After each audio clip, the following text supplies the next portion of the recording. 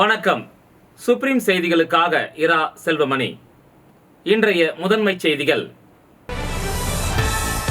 புதுச்சேரி அரசியலில் திடீர் பரபரப்பு. தேசிய ஜனநாயக கூட்டணியிலிருந்து முதலமைச்சர் ரங்கசாமி வெளியேறுகிறாரா என்ற கேள்வி எழுந்துள்ளது. புதுவையில் இரண்டாம் கட்டமாக திமுக மற்றும் காங்கிரஸ் இடையே நடைபெற்ற தொகுதி பங்கீட்டு பேச்சுவார்த்தையில் சுமூக தீர்வு எட்டப்படாததால் இழுபறி நீடிப்பு. தேர்தல் நேர்மையான, சுதந்திரமான மற்றும் அமைதியான முறையில் நடைபெறுவதற்காக புதுச்சேரி மாவட்டத்தில் பல்வேறு தேர்தல் தொடர்பான குழுக்கள் அமைக்கப்பட்டு தேவையான அனைத்து முன்னெச்சரிக்கை மற்றும் கண்காணிப்பு நடவடிக்கைகளும் மேற்கொள்ளப்பட்டு வருகின்றன. இனி விரிவான செய்திகள். தேசிய ஜனநாயக கூட்டணியில் இருந்து முதலமைச்சர் ரங்கசாமி வெளியேறுகிறாரா என்ற கேள்வி எழுந்துள்ளது. புதுச்சேரியில் சட்டமன்ற தேர்தல் தேதி அறிவிக்கப்பட்டுள்ள நிலையில் கூட்டணி குறித்து முதலமைச்சர் ரங்கசாமி, மத்திய அமைச்சர் மன்சுக் மாண்டவியா ஆகியோர் பேச்சுவார்த்தை நடத்தி என்ஆர் காங்கிரஸ் 16 தொகுதிகளிலும் பாஜக, அதிமுக கூட்டணி ஆகிய கட்சிகள் 14 தொகுதிகளில் போட்டியிடுவது என முடிவு செய்யப்பட்டது. இந்த நிலையில் முதலமைச்சர் ரங்கசாமி பாஜகவிடம் பல்வேறு நிபந்தனைகள் வைத்த நிலையில் அதற்கு பாஜக ஒப்புதல் அளிக்காததால் அதிருப்தியில் உள்ள முதலமைச்சர் ரங்கசாமி தேசிய ஜனநாயக கூட்டணியில் இருந்து வெளியேற உள்ளதாக தகவல்கள் வெளியாகியுள்ளது. மேலும் என்ஆர் காங்கிரஸ் தனித்து போட்டியிடும் நிலையில் தாவேகாவுடன் கூட்டணி அமைத்து தேர்தலை சந்திக்க வாய்ப்புகள் உள்ளதாக தகவல் வெளியாகியுள்ளது. இதனிடையே பாஜக வேட்பாளர் பட்டியலுடன் புதுச்சேரியிலிருந்து தனி விமானம் மூலம் மத்திய அமைச்சரும் புதுச்சேரி தேர்தல் பொறுப்பாளருமான மன்சுக் மாண்டவியா, பாஜக மாநில தலைவர் ராமலிங்கம், சபாநாயகர் செல்வம், அமைச்சர் நமச்சிவாயம் ஆகியோர் டெல்லி புறப்பட்டு சென்றனர்.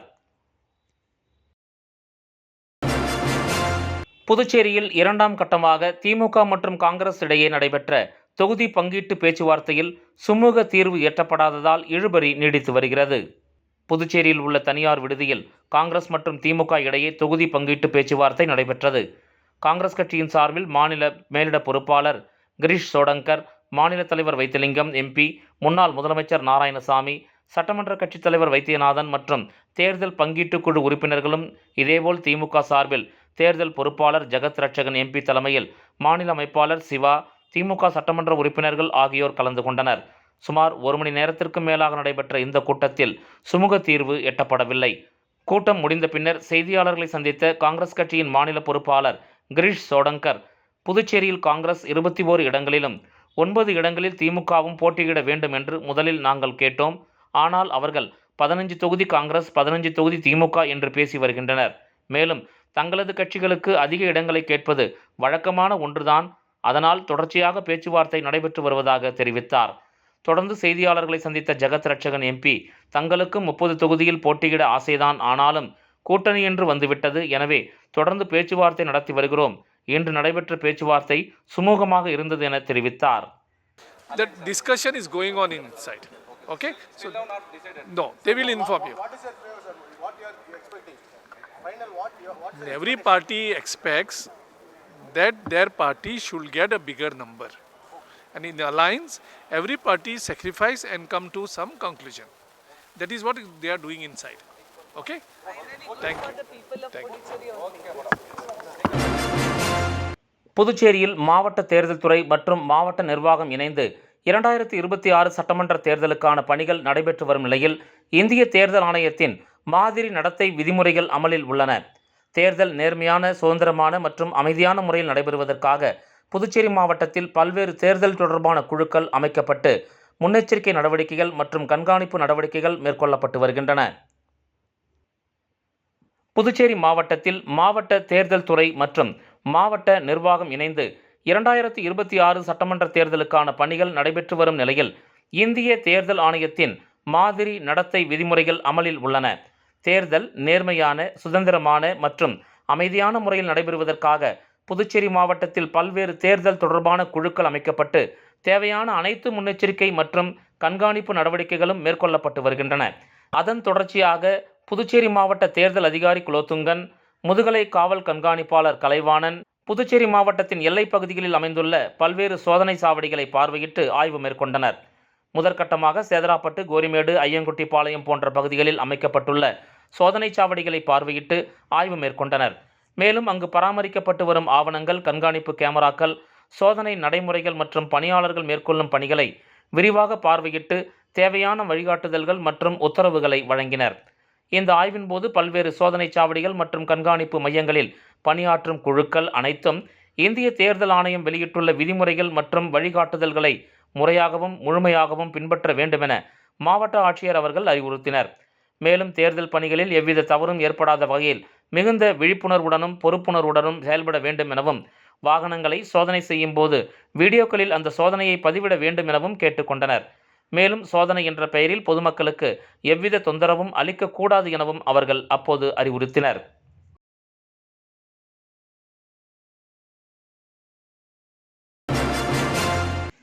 ரெட்டியார்பாளையத்தில் நடந்த வீட்டு திருட்டு வழக்கில் ஒருவர் கைது செய்யப்பட்டார். 13 சவரன் தங்கம் மற்றும் 500 கிராம் வெள்ளி பொருட்கள் மீட்கப்பட்டன.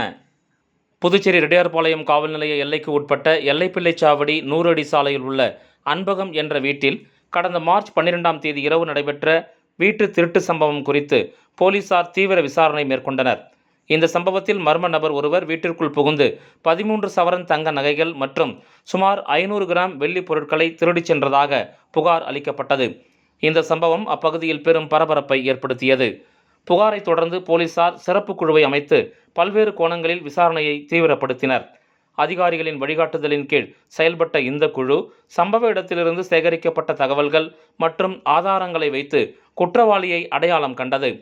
தொடர்ந்து மேற்கொண்ட தீவிர தேடுதல் நடவடிக்கையின் மூலம் அரியலூர் மாவட்டத்தைச் சேர்ந்த ரவிக்குமார் என்பவரை கைது செய்தனர். அவர் புதுச்சேரி வந்து திட்டமிட்டு இந்த திருட்டை நடத்தியது விசாரணையில் தெரியவந்தது. கைது செய்யப்பட்ட நபரிடமிருந்து திருடப்பட்ட 13 சவரன் தங்க நகைகள் மற்றும் 500 கிராம் வெள்ளி பொருட்கள் முழுமையாக மீட்கப்பட்டன. இதையடுத்து குற்றவாளியை நீதிமன்றத்தில் ஆஜர்படுத்த போலீசார் நடவடிக்கை மேற்கொண்டுள்ளனர். குற்றத்தை விரைவாக கண்டுபிடித்து திருடப்பட்ட பொருட்களை மீட்ட போலீஸ் குழுவின் சிறப்பான பணியை உயர் அதிகாரிகள் பாராட்டியுள்ளனர். உள்ளே போய் அல்மாராவில் இருந்த கோல்டு, சில்வர், கேஷ் 12 சவர கோல்டு, 1 kg சில்வர் ஆர்னமெண்ட்ஸு, ஒரு 1 lakh கேஷ் போன மாதிரி ஒரு சம்பவம் நடந்துச்சு. அதுக்கு கம்ப்ளைண்ட் வந்து லக்ஷ்மி அனி ஒரு சேர்பர்சன் அந்த இன்ஸ்டியூஷனுக்கு, அவர் மூலமாக கம்ப்ளைண்ட் வந்தது, ரிசீவ் பண்ணியிருக்கோம். அதுக்கப்புறம் நம்ம வந்து சிசிடிவி ஃபுட்டேஜ் எல்லாமே செக் பண்ணிவிட்டு அந்த டோட்டல் பஸ் ஸ்டாண்டில் இருந்து பார்டரில் வரைக்கும் எல்லா ஃபுட்டேஜ் செக் பண்ணியாச்சு. அதில் ஒரு தமிழ்நாடுக்கு சேர்ந்த அரியலூர் டிஸ்ட்ரிக்ட் சேர்ந்த ராஜா அலியாஸ் ரவிக்குமார், ஒழுகு ரவிக்குமார்னு சொல்லுவாங்க. இவரோட மூமெண்ட்டை பார்த்து சந்தேகப்பட்டதுனால நாங்கள் அவரை ப்ராசஸ் பண்ணிகிட்டே இருக்கும்போது அவங்க தேடி தமிழ்நாடு வரைக்கும் போயிட்டு அவரோட ஊரில் நம்ம வந்து இவரை செக் பண்ணும்போது இவர்கிட்ட சேம் அந்த கோல்டு, சில்வர் ஆர்னமெண்ட்ஸு, கேஷ் எல்லாமே இருந்தது.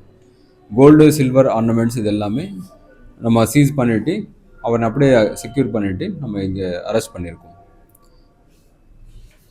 ஸோ இதில் மிக சிறப்பாக வேலை செஞ்ச நார்த் கிரைம் டீம் மெம்பர்ஸ் எல்லாருக்குமே, எஸ்ஐ, இன்ஸ்பெக்டர் அவங்களுக்கு and logical support, document support கொடுத்த ஸ்டேஷன் ஸ்டாஃப் எல்லாருக்குமே என்னோடய வாழ்த்துக்கள் சொல்கிறேன். அண்டு இதுக்கு சம்மந்தப்பட்ட விஷயமாக தான் நம்ம எஸ்எஸ்பி கலைவாணன் சாரும், டிஐஜி சத்யசுந்தரம் சார் அவரோட கைடன்ஸு, டைரெக்ஷன்ஸு ரொம்ப ஹெல்ப்ஃபுல்லாக இருந்தது. அண்ட் எல்லா சப்போர்ட்டு போலீஸ் அதிகாரிகளோட சப்போர்ட்டுக்கு ப்ளஸ் இந்த போலீஸ் டீமோட எஃபர்ட்ஸுக்கும் நான் வாழ்த்துக்கள் தெரிவிக்கிறேன். காமராஜ் நகர் தொகுதியில் வேட்புமனுவை வைத்து ஆலய தரிசனம் செய்து பின்னர் வீடுதோறும் பிரச்சாரத்தில் ஈடுபட்ட ஜோஸ் சார்லஸ் மார்டினுக்கு உற்சாக வரவேற்பு அளிக்கப்பட்டது. புதுச்சேரி காமராஜ் நகர் தொகுதி லெனின் நகரில் அமைந்துள்ள அருள்மிகு நாகாத்தம்மன் ஆலயத்தில் நடைபெற்ற சிறப்பு பூஜையில் லட்சிய ஜனநாயக கட்சியின் தலைவர் ஜோஸ் சார்லஸ் மார்டின் அவர்கள் கலந்து கொண்டு வேட்புமனு வைத்து சாமி தரிசனம் செய்தார். இதனைத் தொடர்ந்து அவருக்கு பரிவட்டம் கட்டி கோயில் நிர்வாகத்தின் சார்பில் பாரம்பரிய மரியாதை செலுத்தப்பட்டது. அப்பகுதி மக்கள் அவரை நேரில் சந்தித்து காமராஜர் நகர் தொகுதியில் மிகப்பெரிய வாக்கு வித்தியாசத்தில் வெற்றி பெறுவீர்கள் என நம்பிக்கை தெரிவித்து வாழ்த்துக்களை வழங்கினர். பின்னர் ஆலயத்தில் படைக்கப்பட்ட பிரசாதம் அவர்களுக்கு வழங்கப்பட்டது. மேலும் பக்தர்களும் இதில் கலந்து கொண்டு அவர்களுக்கும் பிரசாதம் வழங்கப்பட்டது. இந்த நிகழ்ச்சியில் சட்டமன்ற உறுப்பினர் விவிலியன் ரிச்சர்ட் ஜான்குமார், லட்சிய ஜனநாயக கட்சியின் பொதுச் செயலாளர்கள் பிரபாகரன் மற்றும் சுரேஷ், இளைஞரணி துணைத் தலைவர் ஜாக்கீர் ஹுசேன் உள்ளிட்ட கட்சி நிர்வாகிகள் கலந்து கொண்டனர். இதனைத் தொடர்ந்து கட்சியின் நிர்வாகி மாங்குடி தலைமையில் 50க்கும் மேற்பட்ட மகளிர், தலைவர் ஜோஸ் சார்லஸ் மார்டின் முன்னிலையில் லட்சிய ஜனநாயக கட்சியில் இணைந்தனர். புதியதாக இணைந்தவர்களுக்கு கட்சியின் துண்டு அணிவித்து தலைவர் வாழ்த்தி வரவேற்றார். இந்த நிகழ்ச்சியில் நிர்வாகிகள் குமார், சிங்காரவேலு, அண்ணாமலை, ரவிக்குமார், முருகன் ஆகியோர் உடனிருந்தனர். பின்னர் அப்பகுதியில் உள்ள அருள்மிகு பெரியபாளையத்தம்மன் ஆலயத்திலும் தலைவர் சாமி தரிசனம் செய்தார். அதனைத் தொடர்ந்து அப்பகுதி மக்களை வீடுதோறும் சந்தித்து தேர்தல் பிரச்சாரம் மேற்கொண்டார். இந்த நேரத்தில் பொதுமக்கள் ஆரத்தி எடுத்து மலர் தூவி இன்முகத்துடன் உற்சாகமாக வரவேற்று தங்களது ஆதரவை தெரிவித்தனர். விளம்பர இடைவேளைக்கு பிறகு செய்திகள் தொடரும்.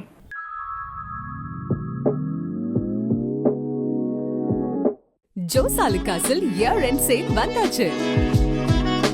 தங்க நகைகளுக்கான சேதார கட்டணத்தில் பிளாட் 50% தள்ளுபடி பெறுங்கள். இப்பவே ஷாப்பிங் செய்யுங்க.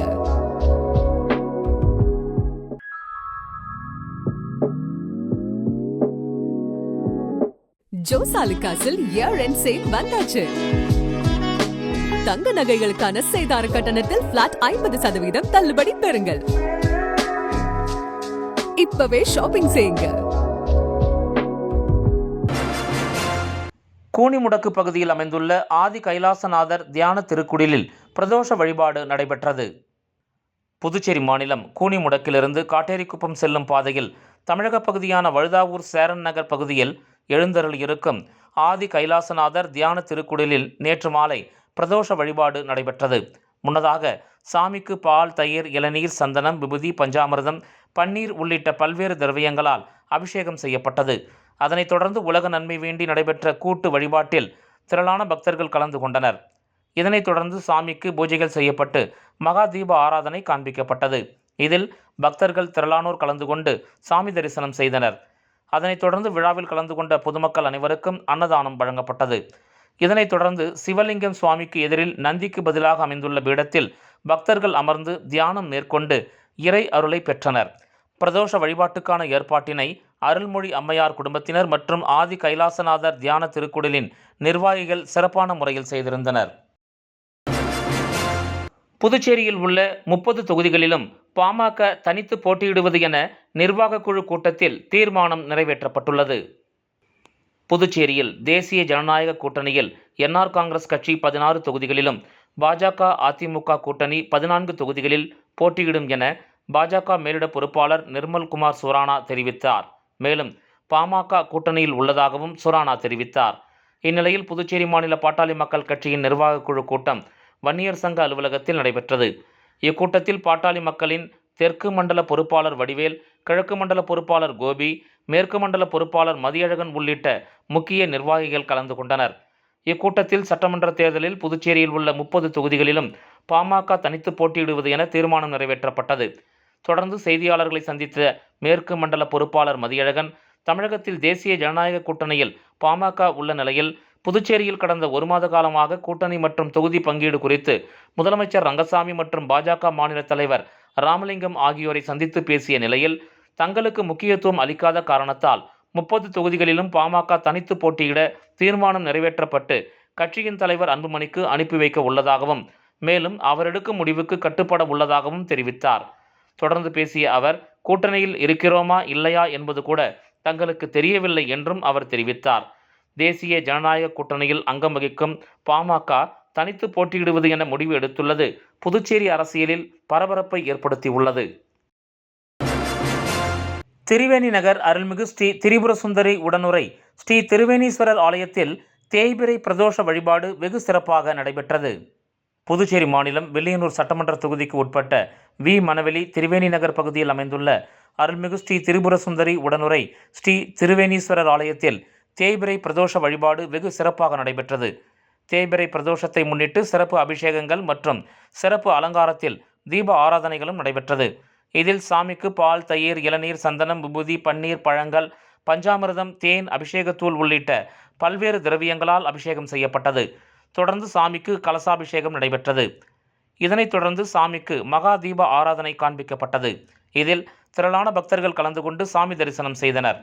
மேலும் பிரதோஷ விழாவினை முன்னிட்டு ஆலயத்தில் கோபூஜை நடைபெற்றது. இதில் பசு மற்றும் கன்றுகளுக்கு சிறப்பு பூஜைகள் செய்யப்பட்டது. அதனைத் தொடர்ந்து பிரதோஷ நாயகர் உட்பிரகாரம் வலம் வருதல் நிகழ்ச்சி நடைபெற்றது. இதனையடுத்து விழாவில் கலந்து கொண்ட பக்தர்களுக்கு அன்னதானம் வழங்கப்பட்டது. இந்த நிகழ்ச்சிக்கான ஏற்பாட்டினை அறங்காவலர் குழு மற்றும் திரிவேணி நகர் பக்த அன்பர்கள் சிறப்பான முறையில் செய்திருந்தனர். உதயம்பட்டு ஸ்ரீ சர்க்குரு மகான் வண்ணார பரதேஸ்வரர் சித்தர் ஆலயத்தில் தேய்பிறை பிரதோஷ பூஜை சிறப்பாக நடைபெற்றது. புதுச்சேரி முருங்கப்பாக்கத்திலிருந்து வில்லியனூர் போகும் வழியில் அமைந்துள்ள மிகவும் பழமை வாய்ந்த ஸ்ரீ சர்க்குரு மகான் வண்ணார பரதேஸ்வரர் சித்தர் ஆலயத்தில் தேய்பிறை பிரதோஷத்தை முன்னிட்டு மஞ்சள் பொடி, அபிஷேக பொடி, அரிசி மாவு, பால், தயிர், இளநீர், சந்தனம் போன்ற பல்வேறு திரவியங்கள் மற்றும் கலச அபிஷேகம் செய்யப்பட்டு சிறப்பு அலங்காரத்தில் நந்தி மற்றும் மூலவருக்கு மகா தீப ஆராதனை நடைபெற்றது. இதில் சுற்று வட்டார பகுதிகளில் இருந்து திரளான பக்தர்கள் கலந்து கொண்டு சாமி தரிசனம் செய்தனர். அதனைத் தொடர்ந்து விழாவில் கலந்து கொண்ட பக்தர்கள் அனைவருக்கும் அன்னதானம் வழங்கப்பட்டது. இந்த பூஜைக்கான ஏற்பாட்டினை ஆலய நிர்வாக அதிகாரி பர்குணம் மற்றும் ஆலய அர்ச்சகர் முத்து, உபயதாரர் உதயம்பட்டைச் சேர்ந்த அஞ்சா போர்வெல் உரிமையாளர் சுந்தரம் குடும்பத்தினர் சிறப்பாக செய்திருந்தனர். புதுச்சேரியில் தமிழ் வழி கல்விக்காக பேரணி மற்றும் போராட்டம் நடைபெற்றது. புதுச்சேரியில் தமிழ் உரிமை இயக்கம் சார்பில் தமிழ் வழி கல்வியை கட்டாயப்படுத்த கோரி அணிவகுப்பு பேரணி நடைபெற்றது. 2026-2027 கல்வி ஆண்டிலிருந்து தமிழ் வழி கல்வியை அமல்படுத்த வேண்டும், கல்வி வாணிகத்தை கட்டுப்படுத்த வேண்டும் உள்ளிட்ட கோரிக்கைகளை முன்வைத்து பொதுமக்கள் திரளாக கலந்து கொண்டனர். இந்த பேரணி புதுச்சேரி துணைநிலை ஆளுநர் மாளிகை நோக்கி சென்றது. இதில் கலந்து கொண்டவர்கள் தாய்மொழி தமிழை பாதுகாக்க வேண்டும், தாய்மொழி வழி கல்வியை ஊக்குவிக்க வேண்டும் என கோரிக்கைகளை வலியுறுத்தினர். பேரணியின் நிறைவில் அரசுக்கு கோரிக்கை மனு வழங்கப்பட்டது. தமிழால் ஒன்றிணைவோம், தாய்மொழி தமிழை பாதுகாப்போம் என்ற முழக்கங்கள் இந்த நிகழ்ச்சியின் போது எழுப்பப்பட்டன. புதுச்சேரி அரசியலில் திடீர் பரபரப்பு. தேசிய ஜனநாயக கூட்டணியிலிருந்து முதலமைச்சர் ரங்கசாமி வெளியேறுகிறாரா என்ற கேள்வி எழுந்துள்ளது. புதுவையில் 2ஆம் கட்டமாக திமுக மற்றும் காங்கிரஸ் இடையே நடைபெற்ற தொகுதி பங்கீட்டு பேச்சுவார்த்தையில் சுமூக தீர்வு எட்டப்படாததால் இழுபறி நீடிப்பு. தேர்தல் நேர்மையான, சுதந்திரமான மற்றும் அமைதியான முறையில் நடைபெறுவதற்காக புதுச்சேரி மாவட்டத்தில் பல்வேறு தேர்தல் தொடர்பான குழுக்கள் அமைக்கப்பட்டு தேவையான அனைத்து முன்னெச்சரிக்கை மற்றும் கண்காணிப்பு நடவடிக்கைகளும் மேற்கொள்ளப்பட்டு வருகின்றன. இந்த செய்தி அறிக்கை இத்துடன் நிறைவு பெறுகிறது. வணக்கம்.